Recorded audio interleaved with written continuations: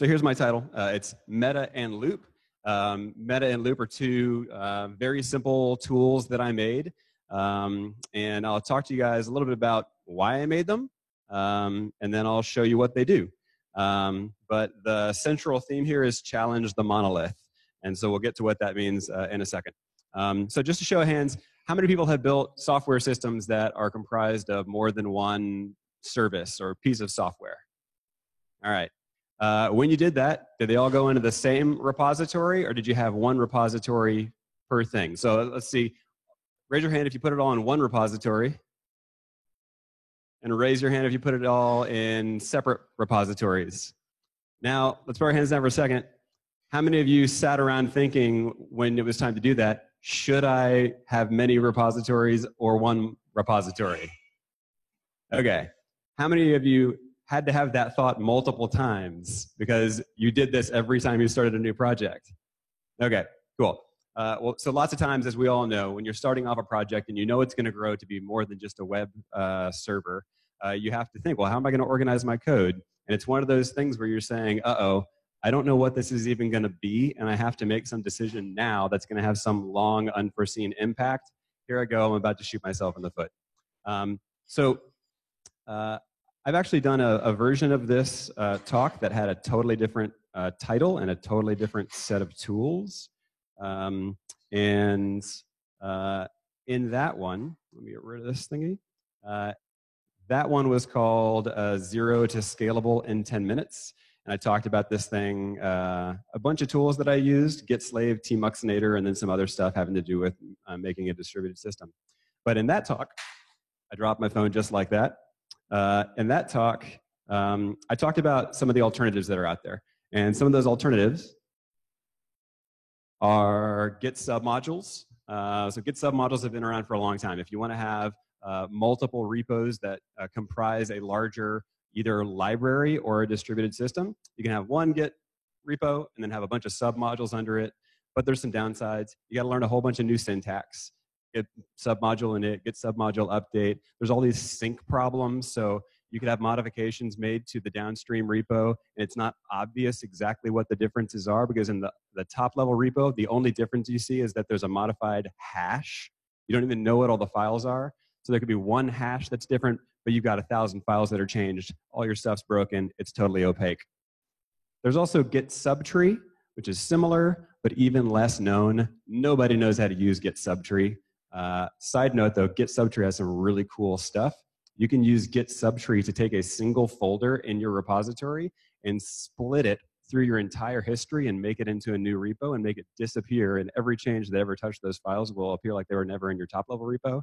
That's a side note.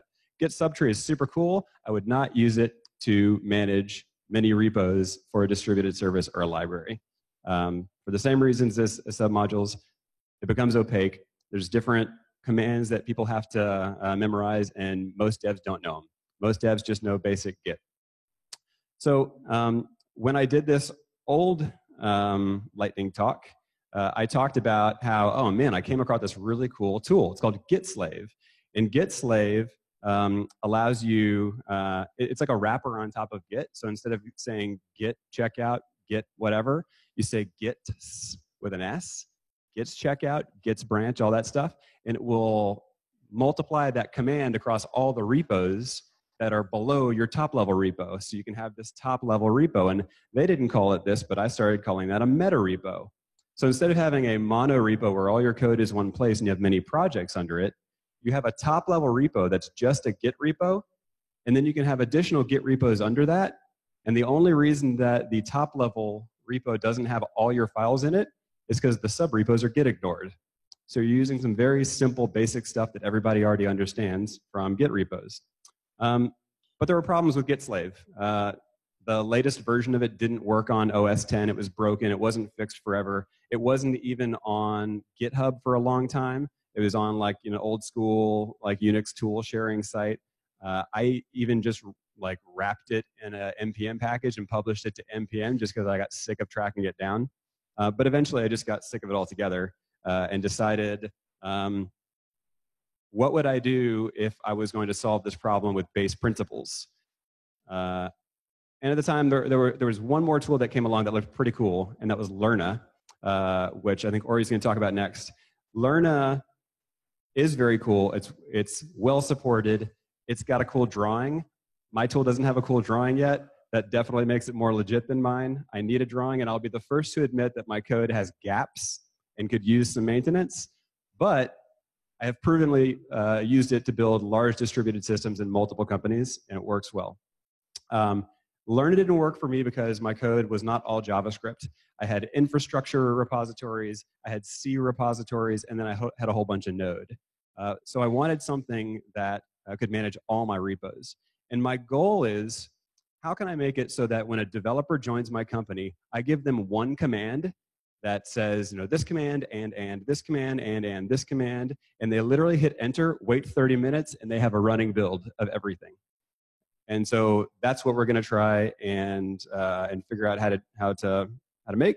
And so what I was saying is that I tried to approach it from first principles. So I was starting with the idea of git slave. Git slave is this thing that wraps Git and multiplies out the commands. But what I really wanted to do is, let's say I had this project, so NYC Node. So I used to run the NYC Node meetup. I made a website for it, but I didn't just make a website. I made all these little services, and the services would like pull the meetups out of meetup.com automatically and shove them into the database for the website. Pull video links that were published on YouTube and shove them into the website. Stuff like that, so I can automate things.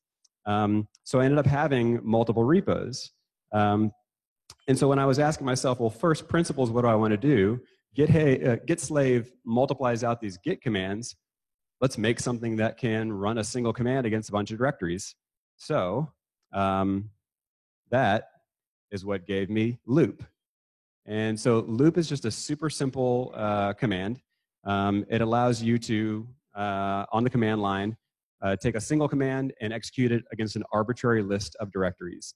And that can either be all the subdirectories of the current directory you're in, or you can just pass it a list of directories that are totally unrelated, and it will just do all these, this one command against all these directories. And so you can start to see here at the bottom where it says like loop get status, loop get checkout. Just with that little thing, I already had all the functionality of git slave. And so I can just hop over here and use it real quick. And by the way, to get loop, super simple, npm install -g loop, boom, you got it. So over here, you can see I got these blue directories. So I can say loop pwd, and now it's going to run pwd in all those folders at once. Or I could say loop get status, oops, if I can type correctly. And now it's going to do loop get status against all my directories at once. So now I know the get status of a distributed system effectively. But what if I wanted to make a feature that crosses a number of different projects? It touches the UI and it touches some backend services. Well, maybe I want to do loop get checkout -b feature new feature. And now I have a new branch on all of my repositories. If I come in here and I say touch a file on the top one, touch a file in another one, touch another file in another one, and now I can say loop get status, and now I can see the status of all the files that are changed in all my, man, that's a slippery phone. I can see it's staying down there. I can see the status of all my files. I can do loop get add, all that stuff. And so just loop alone gives me the ability to replace git slave. Cool. But it's not convenient. You don't want to have to type loop and then the command. You want just a couple of little keywords, and you want them to seem like what you already know. So how could I take a loop and build stuff on top of it? So what I did was I made it so that loop is not just a CLI app, but you can actually use it as an API inside other modules. And then you just pass it a current working directory and the command that you want to do and a list of other directories, and it will multiply all your commands against those, which allows you to make other programs that automate loop, like Meta, which is the whole point of this talk. So Meta is called Meta because the first thing that it does is allow you to manage a meta repo. And so it allows you to manage distributed systems, multi-project systems, or libraries. It's built on top of Loop. You can get it by typing npm i-g meta. And so let's see what you can do with meta. I showed you how inside this NYC node directory we can use Loop to show the status of all these things. But let's see how you can even get this set of repositories onto a machine. So what happens, I'm working on NYC node, I got a company, I hire a new person to work on the website because I suck at front-end work. So I say, hey dev, type in this command and bring down all the repositories. So we type in this command, meta git clone, git at GitHub, blah, blah, blah, and then the location of this meta repository. And so let's see what happens. So you can see it's cloning NYC node, but wait a second, it's cloning a bunch of other stuff too. So how is this happening? How did it know that not to just get one repo, but many repos? And I'll show you how. So what happens is Meta will bring down your first repo and then look for a .meta file. And there's a simple little key value file here. It's JSON. And the left side, the keys are the folders. The right side are the repos. So it's going to create a folder for each one and bring down the repo. And now, just like we used to be able to say loop get status, Meta has some additional commands. So Meta had that git clone command in it. And you can see there's some additional git stuff we can do as well. So we can say meta git status. And it just did a git status against all my projects, which is the same thing as loop get status, but now it's done with convenience, the convenience of having this like discoverable command list. And so just like we did before, if I hop back to this other version of it, I can do meta git status over here. Maybe I don't want to actually check in these files. I can say meta git clean, fd. It'll get rid of them all. Meta git status again, boom, they're gone. So now I just did a whole bunch of work across a bunch of different projects. I didn't have to leave my command line to do it. Any questions on this stuff so far? Cool. Yeah, so we were talking about how we have this problem of many repos versus monorepo. The great thing about Meta is that you get the benefits of both. All your code is in a known structure. Every time a dev gets it, they're going to get it in the same way. So if you want to do compile time things that need things to be in different places, it still works that way. But you can get in and start to do brain surgery in any particular repo by still using Git. So if I just wanted to do git checkout -b feature, other feature over here, when I go back over here, I can still jump back and forth between metagit or git. The only difference is putting the word meta in front of it. And you can see that this guy is now on other, and these are on new feature. And that's how it works. And so this is all controlled by this meta file. The top level repo also has a git ignore, which is why those bottom level repos don't end up in the top level repository. And you can imagine how using makefiles or package.json scripts, you can put a bunch of convenience methods that use meta to do different things across all your different projects. And then you don't even have to remember the meta commands, right? Just basically have a makefile and just do make tab tab, and you get to see even more convenience stuff. So that's pretty much meta. I just wanted to real quick just show how easy it is to make a meta repo. So I created some just blank repos. Here we go. So taking these three repos, meetup meta and child1 and child2, we're going to make a new meta repo. So we'll come over here, make that over here. We will get rid of this thingy. We'll do makedir meetup meta. We'll go into there, and we'll see that meta has a init function. So we can say meta init. And you can see all that did was create the meta file. And then Meta also has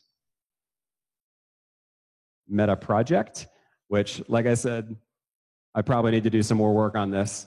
There's a Meta project add. I never got around to make a Meta project remove. I just delete stuff. Probably could use an issue on that. But Meta project add, and I can drop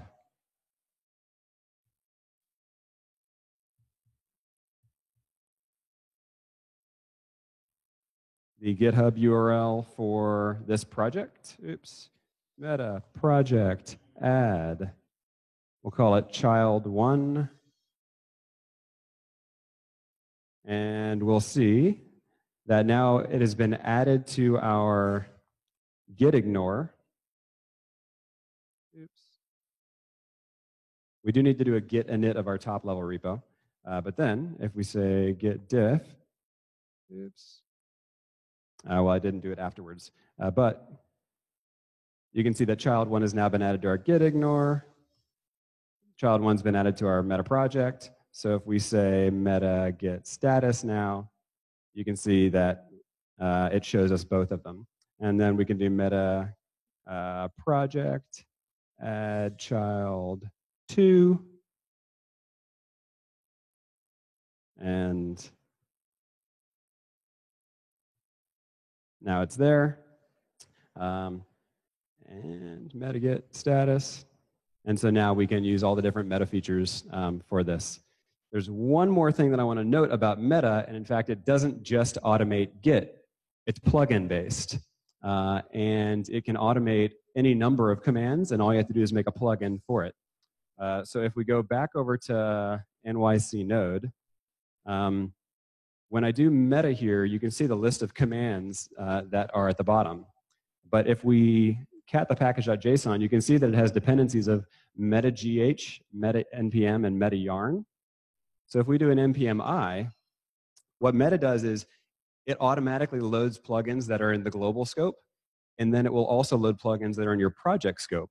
So your project can allow you to have additional sets of meta commands. So I can now come in here and say meta npm and do a meta npm install, oops, on all my projects with one command. And so that's it. So the recap is I wanted to get back to base principles of how can I manage a distributed system of many repositories, whether that's an actual distributed system or a library. And so I ended up creating this thing called Loop that allows you to multiplex out these commands, but then I made it programmatic. And then I added sort of a convenience layer on top, and that became Meta. And so Meta is a really cool tool that really needs a drawing for managing systems with many repos. And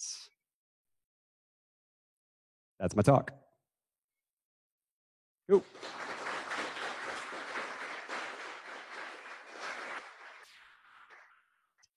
Question?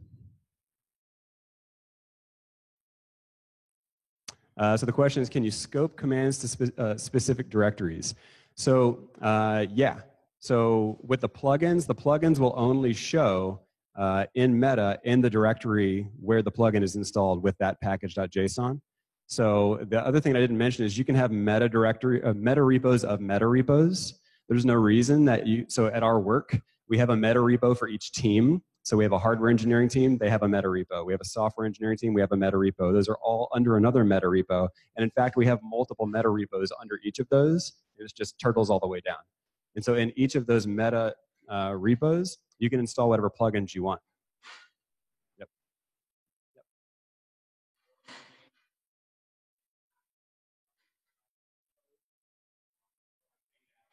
So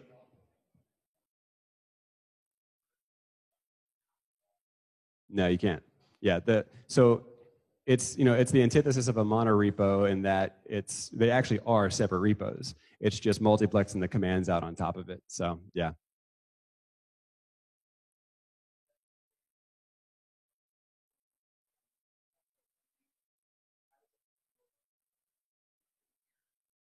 So if it reaches an error, the error happens on the individual command level.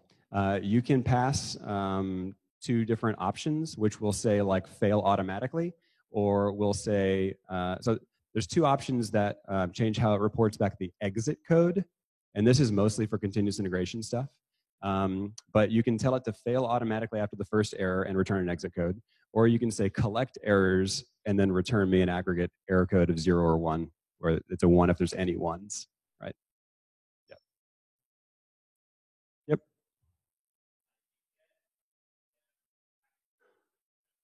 Yeah. So turns out like there's squatters everywhere for these package names, and then probably every good package name that's not well known is just used by some guy in like Taiwan or Brazil. And in fact, Meta was used by some guy in Brazil who had never published a package. So there's a dispute page on npm.js, and if you just so first I emailed the person, and that's how I got Meta. But if they don't respond to you, then you can actually email npm.js support, and after like 30 days or 90 days or something, they'll give it to you. So that's why.